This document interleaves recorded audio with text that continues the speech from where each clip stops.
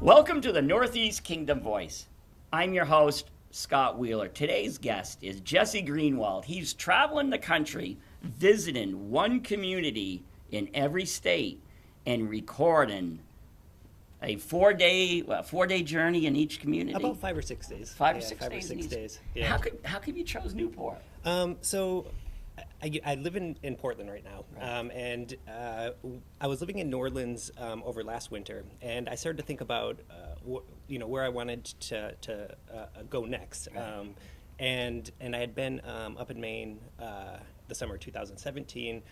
Thought Portland was a great sized city, and then started to think about reasons why I might want to move back there. And one of them was that I wanted to do a town in the north in the dead of winter. I'd already done one, Ely, Minnesota, in the winter of 2017. So I thought, I want to do that again. So when I got here, I started talking to people, and everyone said, you got to do the Northeast Kingdom. You got to pick something in the Northeast. You have to do that. And I work at a restaurant in Portland, and the manager is from this region. So she was like, yeah, you have to do the Northeast Kingdom. So I just started popping around in Newport. I thought to myself, well, I want to do a town that's fairly decent size, because in winter I figured it was going to be a little bit quieter. Right. And all the towns I do are under 6,000, so I wanted to be closer to that 6,000 mark. And I just started doing research on Newport, started talking to my manager, and she started telling me a little bit about the history here of the big scandal that happened, I think, at The Berks. EB5 Yeah, I didn't do too much episode. research, but yeah, she said something about that, and about how that you guys had this big hole in here, in these little things, and I thought, yeah, this seems like the place, and then it turned out, like we were talking about earlier, is that through serendipity that I ended up knowing Walter, and so to me it was like, yeah, this is the place. Yeah, it was. Yeah, because you were living in California. Yep. And you knew a guy named Walter Peranto. Yeah, I went to school with him. Walter, who was from this region, and then when you called the Old Stone House. I wrote them. Yeah, I wrote the Old Stone House, and I was in contact with Molly and Bob, and then Bob writes me back, and he had looked at my site, and my little about bio saw that I went to San Francisco State. I'm assuming that's how he found out. And then writes me and says, yeah, we had a guy here, Walter, who went to grad school at San Francisco State, and he was working here in the summer. And I started thinking, I was like, oh yeah, I had a class with the Walter. I wonder if it's the same Walter. One thing very distinct about Walter is that he loves Shaker history. So that was I'm like, well, this guy knows him, he's going to know. So I was like, is he into Shakers? And Bob writes back and says, oh yeah, yep, that's the Walter. What is the odds of that? I don't know. Is the odds of that is like totally crazy. It is. Then they directed me, to me, Yep. the Old Stone House. Yep. But then to back up, so Walter I'm not related to Walter, but his uncle is married to my cousin. Welcome to the Northeast. Welcome to the Northeast Kingdom, Yeah. where your genealogical ties are pretty close. I could imagine, yeah. Well, I was telling you the story about Louisiana, Yeah. and talking with the woman in Kaplan, and I think it's probably maybe a more common thing than we think, in small towns, and I think in regions like this that are a little more, I guess, isolated from other parts of Right. the country. I think what you're doing is fascinating, because when I first spoke to you, I could feel you have as much passion for people as I do. Mm-hmm. And so this is actually the first time we've actually met as we're recording this show, and you haven't disappointed me yet. I think I think other than you having a bit more hair on both your chin and head, I think we could actually be. We could, if we checked our DNA, we might actually come from the same. Family somewhere down the line. Do you got any family in Wisconsin? Actually, close. My son, for a time, when he was working for a company, and he still does, but he was living in Mellon, Wisconsin. Oh. Mellon is a little town So that's pretty close to having family. He lived here like maybe a year, Yeah. 2 years. Okay. But you're living in Maine now, and both my boys live in Maine. One lives north of Caribou, the other one lives in Bangor. So Okay. North of Caribou. Yeah. oh, Well, I north guess of you're- Caribou, just south of the North Pole, I say. Yeah. It's up there. So we've talked a lot though about our ideas of history, because I have my degree in psych. You have your degree, your history. master's In history. in history, but we were both kind of jaded towards history to a degree. Yeah. Explain that. Well, for me, it's you do your undergraduate, and it just gives you this kind of brief idea of what you're doing. But when you get into a master's program, that's where you really start delving in. And the thing that originally inspired me to want to study history was that I wanted to be able to learn about this, but then be able to regurgitate it in a way that was readable. Right. And what I found, the more I studied history, the more history books I've read, was that most historians don't write for the general public, they write for each other. Right. So using huge words and things that are unnecessary and really dry writing, and I didn't want to do that. And I thought to myself, well, if I go on to get a PhD, that's what I have to do. This is what I'm going to have to basically cater to, some other professor and write for them. So I think that was probably what turned me off most about following an academic career in history. You know what? I like what you're doing too, and it's very much like mine. Is I don't think you're headed out to talk to the important, beautiful people, as in the people who, they might not be as wise as they think they are, or as important. It sounds to me like you're looking for people, just ordinary people. Yeah. Well, I think that ordinary people have extraordinary stories. Right. And this is what I've been finding, is that I go in and I mean, the people that I've talked to through this project, just popping up here and there, and their stories have just blown me away. There's a woman that I interviewed, 96-year-old woman, named Barb Ram in Ely, Minnesota. And I connect through a local historian there. He's like, you got to talk to Barb. Right. I was chatting with her, and I learned that north of Ely is this whole large area called the Boundary Waters. It's about 1 million acres between Minnesota and Canada that is pristine. And her husband, with another guy named Sig Olson, were some of the first environmentalists, and they fought to get this, protected, this Boundary Waters. And what happened in this little town of Ely was that you had this mining and this environmentalists, and they fought. And she was telling me stories about how her kids were getting death threats in school because of this, and how. But sitting there with her, I'm like, wow, I can't believe that that I'm talking to you. And it was just an average woman in this small town, and that's what I love.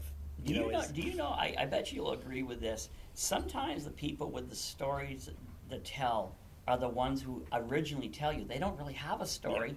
Yeah. And the people who jump up and down and say, hey, look at me, oftentimes they're the ones not with a story. Yeah. What I really appreciate about you, when you came to, before you came, you said, well, where can I hit up? I said, you're looking for some good working class people.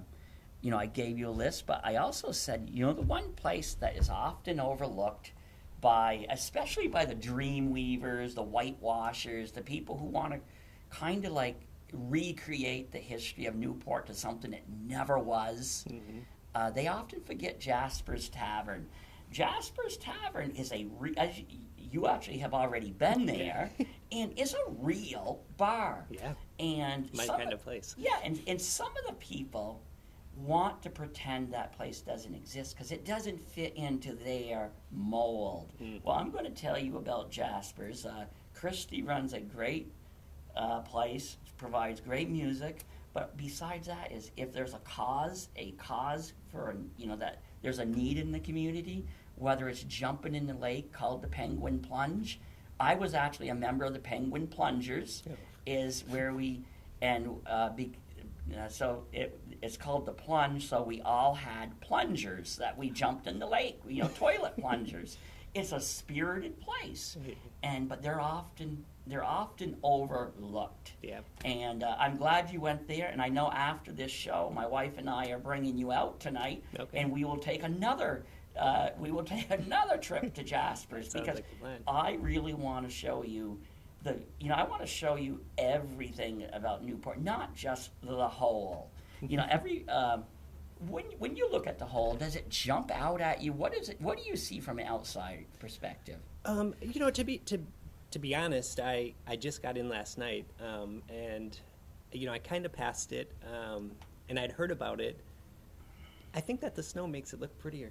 So, I could imagine what it looks like in summer. It's probably it's funny you say that because I think sometimes when you're local any place, you see things a bit different. Like when you look at Main Street right now as the entirety, what do you see? I saw a gorgeous little Main Street, and after getting into my Airbnb yesterday, I just kind of walked as I'm going to walk down into Main Street, and the lights and the energy. I thought, this is a nice little Main Street. But you know what's sad is some of the naysayers who can't find good to say about anything. They look at it and say, "Oh my God, it's a ghost town." No, it's not what it used to be. But you understand history. Main Street, USA, everywhere. They're evolving. They're devolving. Newport, the Main Street we had in the 50s and 60s, it's not going to return. It's not going to be like that.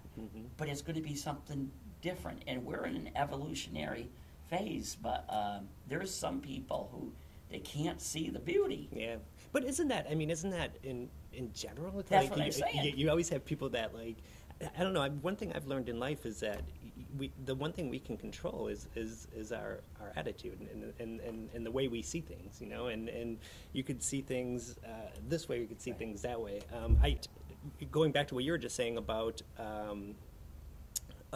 towns evolving. This is what I found is, this is the 21st town I've done for the project, and I've done them from Alaska down to Louisiana, Lubec, Maine, and in each of these towns, the one thing I'm finding is that they're trying to redefine themselves. They're trying to figure out, and I think that's the country as a whole.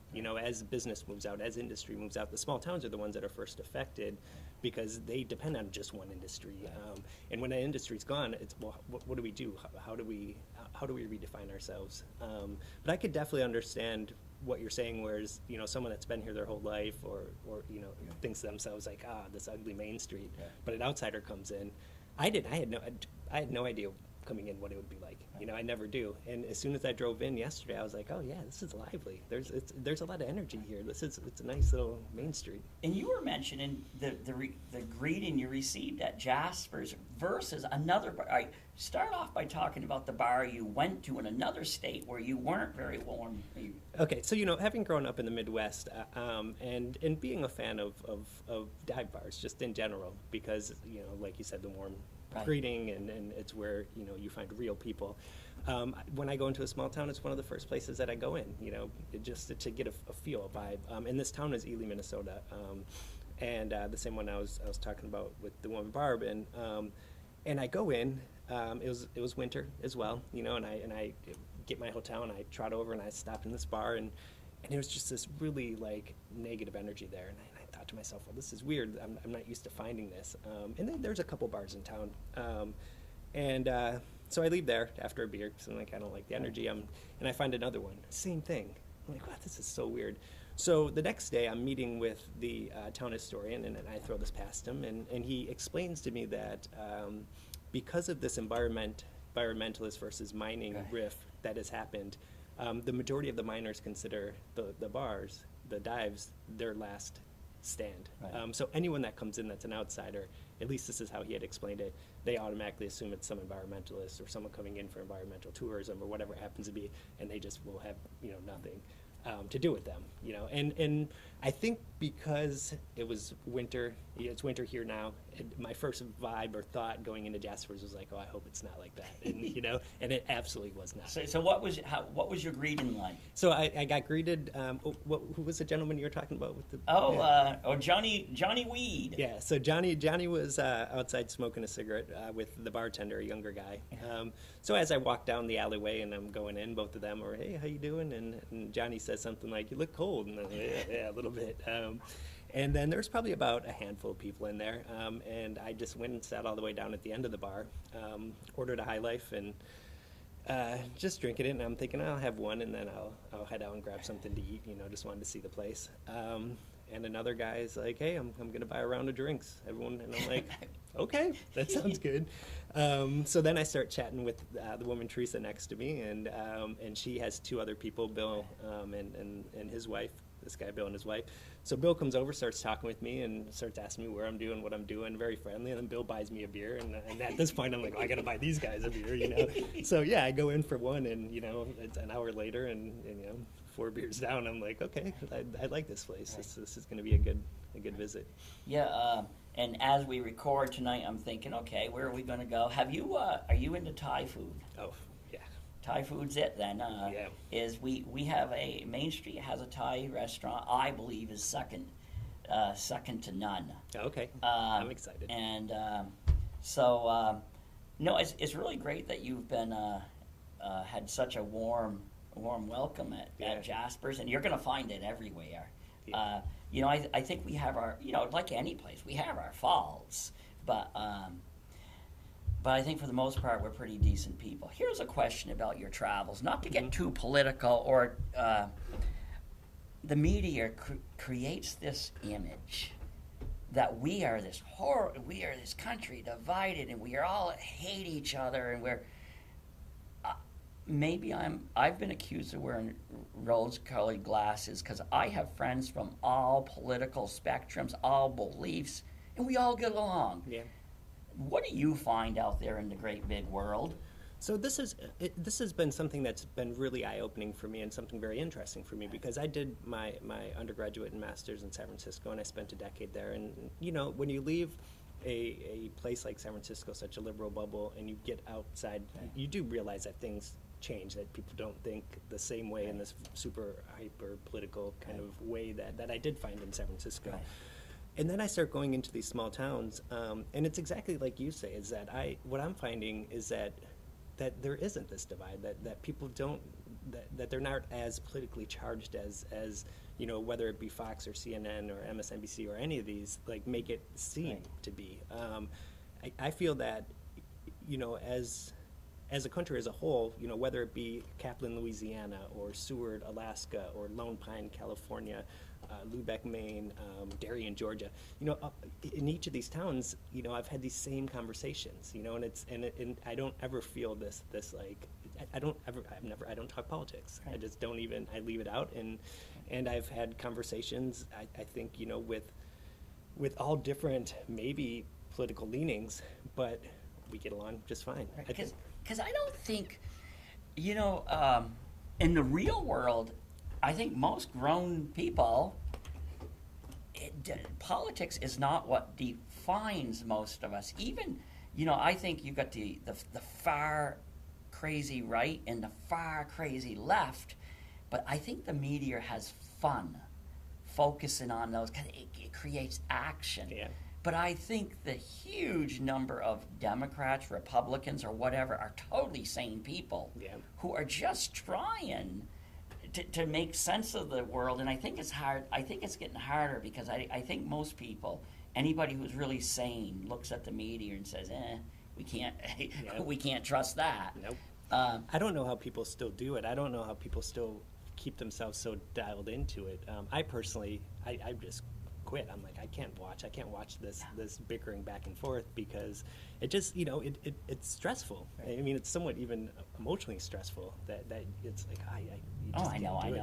Hey, so tell me, have you had any, other than not being well received in the bars, one state, have you had any negative reactions to your presence? No, and I'll tell you, when I started this, I thought I would. I thought, my first thought was that I was going to go into a small town and they were going to say, oh, you went to San Francisco State University, you're this guy that's coming in and you want to poke fun at us, and but it's been just the opposite. Like, in almost every town that I've been in, I've gotten people very excited and wanting to talk with me and wanting to share their stories.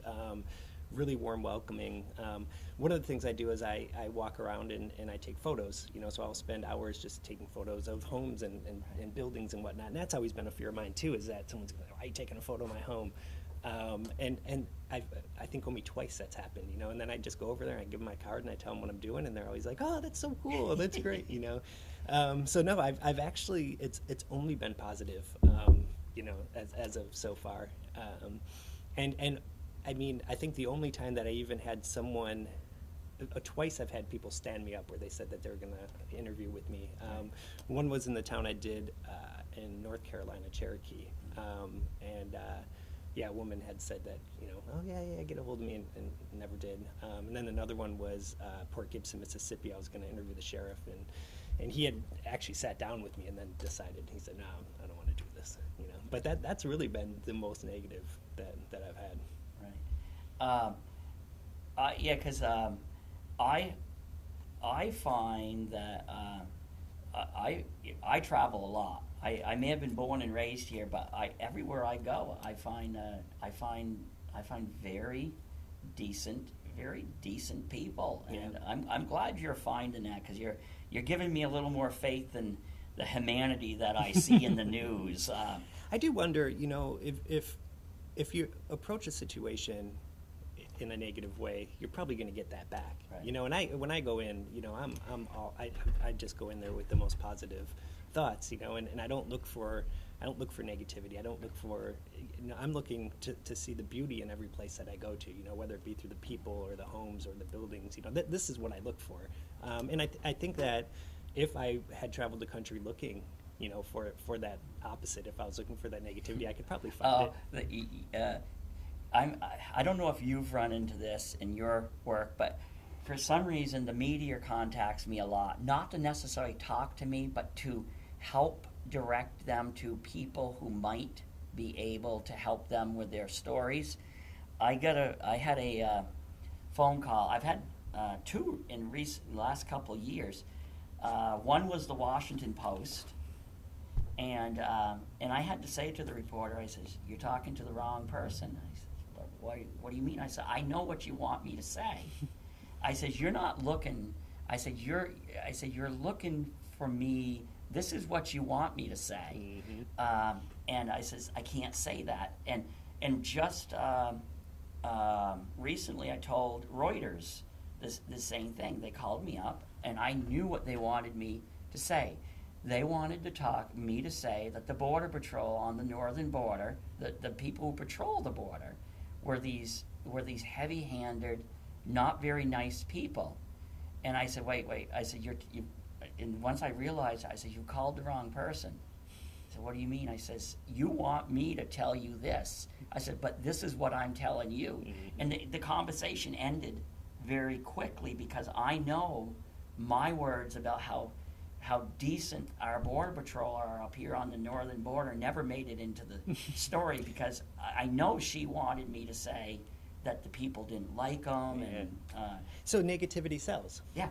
And that's what I guess maybe I never quite got that, why in the media that it's fear-based and negative-based, and you don't see stories of but you know good what, doings. It really does sell, though. That's a sad human thing. We say we want to see good news, but I'm going to tell you, even in history, when I write history articles, I'm going to tell you the tantalizing ones, or the ones with a kind of undercurrent to them, the historical art, they're the best sellers. Yeah. And it's just human nature, and unfortunately I kind of wish the news didn't have to be profit driven. I know. So what's your next? You're here in Newport. What's your next adventure? So I haven't figured out my next town yet. When I started this project, I thought I could get this done in 3 years. Right. I don't know what I was thinking. I had this grandiose dream. I'm now pushing 2.5, 3 years into it, and I'm only 21. This is town 21, so I got quite a bit left.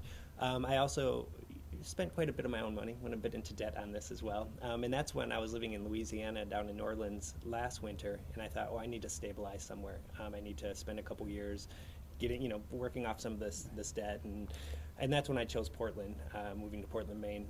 So right now I'm kind of piecemealing, doing, instead of just being on the road constantly doing the project, I'm picking towns and then, going to them. And I think the next place I'm looking at is probably Rhode Island. So I'm trying to figure out what town I'll do there. I want to do a 4-town stint in next fall, and I'll probably end up doing Ohio, West Virginia, Kentucky, and Virginia.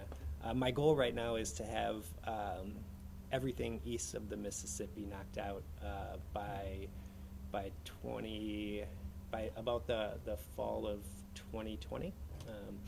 And it doesn't sound to me like you're going, well, first of all, in Vermont, Burlington region thinks they're the center of the universe, and at least the center of the state, as in they think, Burlington, the greater Burlington region is Vermont. Yeah. And I suspect people in other people like you would have gone more towards Burlington. Yeah. But it sounds to me like you're trying to get off the beaten path. Without a doubt. Yeah, I mean, that's been one of the things, I had some loose criteria for the towns, but one of those was that it's not it's not some suburban center. It's that there is some history to the town, that it is something that maybe people would overlook, not ever think of. The town I did for Maine, Lubec. Lubec sits as far east as you can possibly go, and that town's just been forgotten. The town I did for Florida, Cedar Key, is this little island, sitting in the kind of panhandly, armpity area. And yeah, that's what I look for. I love the idea of going into a place and being able to, no one ever even thinking about it. People in their own state, like, well, where's that? Have you been on other TV shows along the way? Nope. No, That's I've the first time. Yeah.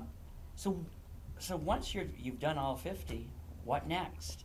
I've been thinking about that, and that's been, I think, an important thought for me, but also something that I've tried not to ponder too much, because I got to get them done, And I think that one thing I found is that if you take care of what you need to do now, everything will work itself out in the end, and that's what I'm hoping. But I could do lots of different things with it. I've thought about, a coffee table book of the different towns. I thought of, I record my interviews, so maybe a podcast series that I could do. I've thought of, I do a lot of writing just for the site itself, so something that maybe would work into that, or different essays. Like some of the stories that I've learned in towns have just been so amazing. I'm like, oh, just a book on essays of these small towns and their stories. So I think there's a lot that could come from it. I'm gonna have a ton of content to work with.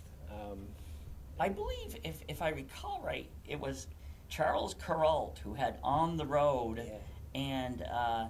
And I believe he did kind of like what you do. He just go to a semi-random community and tell its story, because so often the history of our country, or state, city, it's told by it's told by the people of privilege,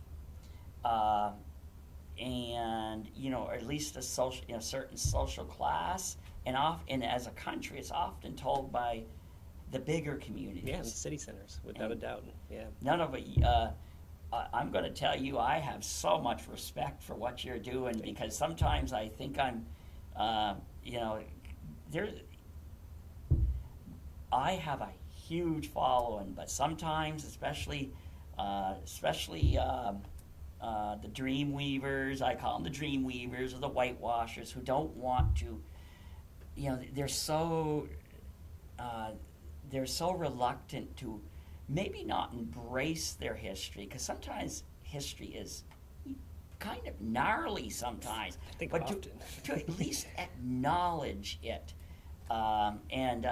So when I write really bad things sometimes, like about the cross burnings that occurred in Newport and other Vermont communities, I don't write that out of a sense of celebration. Yeah. It's just it's what happened, and maybe we can learn from it. Yeah, I mean, I think that was my goal of originally wanting to study history. Was to say, well, let's look at the reality and let's put it back out there and have conversations about it. Okay, we only have about a couple more minutes left. What Okay. more would you like to talk about? Or My hope is that I can get more people kind of checking out the site, looking into it. Eventually, I mean, I would like to get more coverage for what I'm doing because I think one, it's been amazing, but I also think it can shed this light on communities like Newport, that often get overlooked because, like you said, city centers are what people focus on. And I also like the idea that people from outside the country can, look at like this site and the project that I'm doing and say, oh wow, this is the United States. It's not just Right. Trump or politics or big cities or it's you also have these these conversations. And that's why, on my site, you can see photos of the town. I record the drives through the back roads. You can see what driving through the so back what roads is your like. site? So the site is thisisamerica2too.com. And right now, I'm using it as a bit of what I consider like an art project, like a travel log, being able to take advantage of modern technology. So, like I said, you can see photos of the town. You can look at what it's like to drive through. I record my interviews just on a digital recorder, and so you can sit and listen to what it's like to have a conversation in these different towns. And then I write about my experience. What was it like going in there? And I throw my history, into it because that's what I did. But it's definitely me going in and learning about the community and what is it like to walk into a Jasper's and sit down and start chatting with people. And I did what other people probably did is I checked you out first Yeah. to make sure because I'm all for discussing the nitty gritty, sometimes not very nice parts of a area, but I didn't want somebody just to come here because we do sometimes. We have some people come here, and I know they're almost a mission to make us look like a bunch of toothless hillbillies. Yeah. But I looked at your work, and you were very fair. Yeah, well, and that's what because I think that's the reality. Is that if I wanted to go and just find dirt, I could just do that, Right. But the reality is that in each of these communities I go into, I'm meeting people that have traveled more than me. I'm meeting people that, have stories more interesting than I do. So I had no idea originally starting what I was going to find, but what I am finding is that the small town is no different from the big city. No. Just smaller. Okay, hey, thank you for coming on, you and for having I'm me. going to get you I didn't bring one today, but I'll get you a copy of my Newport book. Yeah, I So started you reading can it already. you can have it in your collection of I your appreciate that. as a memorabilia to your journey to Newport. Yeah, I appreciate that. All right, Scott. thank you Yes, for coming. Thank you for coming on the show, and I look forward to after this recording tonight. We'll take in a meal and another trip to Jasper's. Sounds like a plan to me. Thank Thank you very you. much. And thank you to the viewers for tuning in to another segment of the Northeast Kingdom Voice.